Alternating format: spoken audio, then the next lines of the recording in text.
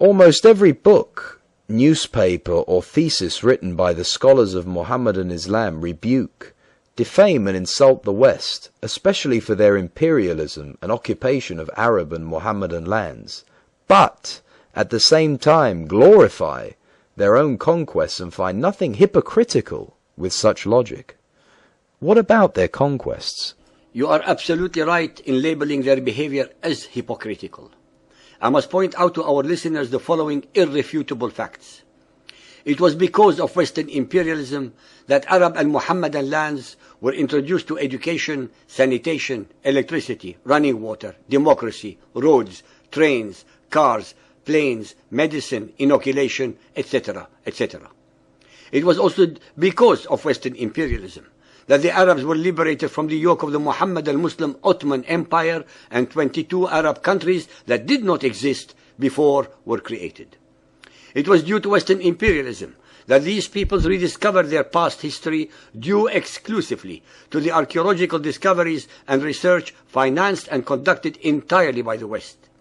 Now let me compare these positive achievements of the West with what the Mohammedan Muslims contributed towards their conquered peoples and lands. Let us first set the record straight. The Arab conquest during and after the death of Muhammad were not only motivated by the desire to spread Islam, but mainly to acquire territory and wealth. In fact, the spread of Islam was just a byproduct of the conquests. As was true throughout human history, enormous wealth brought with it enormous power. Wealth and power are synonymous, but enormous power also engendered enormous corruption. The Arabs were just as greedy and just as weak as anyone else when faced between the choice of acquiring wealth or staying as good, observant, poor Muslims in the Arabian desert. The Arabs conquered and subjugated other peoples and lands and became just another imperialist power.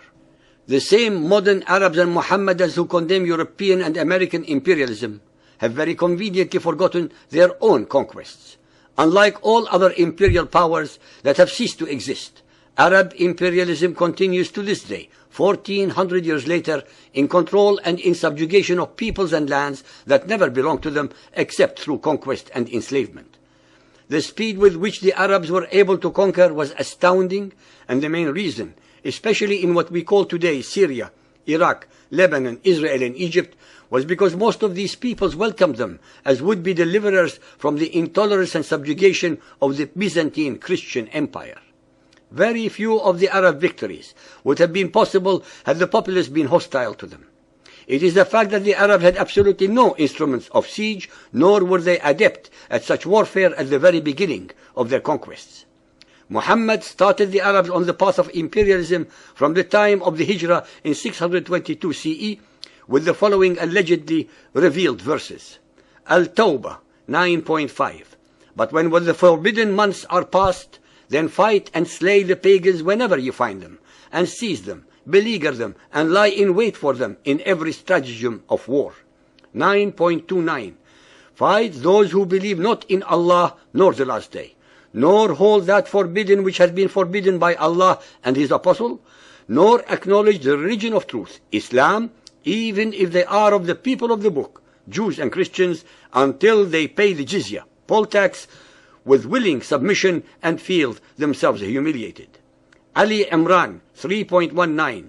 The religion before Allah is Islam, submission to His will. 3.85. If anyone desires a religion other than Islam, submission to Allah, never will it be accepted of him. Muhammad started his jihad, plunder and slaughter sanctified by Allah, first against his own tribe of the Quraysh, then followed with the forced conversion or destruction of other tribes, the Arabians, then the Arabian Jews and the Christians. Based upon the above alleged divine revelations, the forcibly converted, illiterate and uncivilized Arab Bedouins, led by the caliphs who succeeded Muhammad, conducted wars of extermination and or subjugation against all of humanity from Iraq and Syria to Iran, from India to China, from Egypt to the Atlantic, and from Cyprus to Italy, Spain, and France. In about 100 years, the Arabs and their forced converts achieved an empire greater in size than that of Rome's of 1,000 years.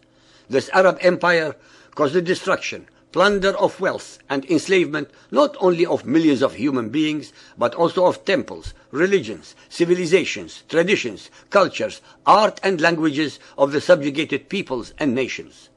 The so-called Islamic arts were and are only copies of those of the Byzantine, Sassanid and Indian civilizations. The so-called Islamic civilization is a first-class misnomer, because in reality it should be called the Mawali civilization, since the Arabs had no civilization to contribute to the enslaved peoples. On the contrary, it was the subjugated civilizations that gave the Arabs the foundations upon which to continue, with fits and starts, and against all the Islamic Sharia laws and Arab traditions, on the path that led them to greater enlightenment. Converse to all the lies and propaganda of the Arabs, past and present. Most of the scientists and luminaries of Islam were actually from among the Mawali, the converted subjugated peoples of Islam, such as the Persians, Syrians, Jews, Christians, Hindus, etc., as the Islamic records themselves assert. Without a shadow of a doubt, Arab imperialism has been the most enduring, the most destructive, and the least useful in the history of the world. This assertion is based entirely on the following indisputable facts. 1. There was no Arab civilization in the area and era of Muhammad. His followers were mostly illiterate and very simple and superstitious nomadic and semi-nomadic people. 2. The Arabs conquered several of the most ancient and established civilizations in the world, plundered them, massacred many, and enslaved and subjugated the remainder. This applies particularly to the Byzantine Empire, which fell more due to Christian infighting than to Arab military prowess. Arab and Islamic imperialism was so total that they forced the conquered peoples to convert to Mohammedan Islam, to lose their religious and cultural identities as well as their language. The Arabs could not and did not contribute anything to them, since they themselves were far inferior culturally, theologically, and intellectually. Arab imperialism, unlike that of the Persians, Greek, Romans, and the recent so-called Western imperialism, is almost totally parasitic. 3. Nearly 95% of all so-called Muslim scientists were from among the Mawalis, converts from among the conquered peoples, and not pure Arabs. All of them excelled not because of Mohammedan Islam, but in spite of it, and invariably during periods of history when the conditions were of toleration that allowed Christians, Jews, and others to contribute and cross-fertilize knowledge. It is a given that a human intellect can only thrive under conditions of freedom of thought and the ability to exchange ideas and communication. It can never excel under conditions of theocratic terror, as invariably exists under the Sharia law of Mohammedan Islam. 4. Most of the so-called Islamic science was only built upon the foundations of Greek, Roman, Hebrew, Byzantine, Persian, and Indian knowledge, and had it not been for the translations of these ideas and thoughts by Christians and Jews of the Arabian Empire, Islamic science would not have existed. In fact, nothing of value, intellectual, artistic, spiritual, or literary, can ever sprout in the darkness cast by fundamentalist Mohammedan Islam upon all the peoples and lands that it occupies. Ladies and gentlemen, the most perfect example of the fundamentalist Mohammedan state was that of the Taliban in Afghanistan, a nation of mind-boggling ignorance, of depraved injustice and inhumanity. Human intellect and achievements can only excel in the sunshine of freedoms of thought, religion, politics, literature, art, and expression, which Mohammedan Islam abhors, avoids, and detests.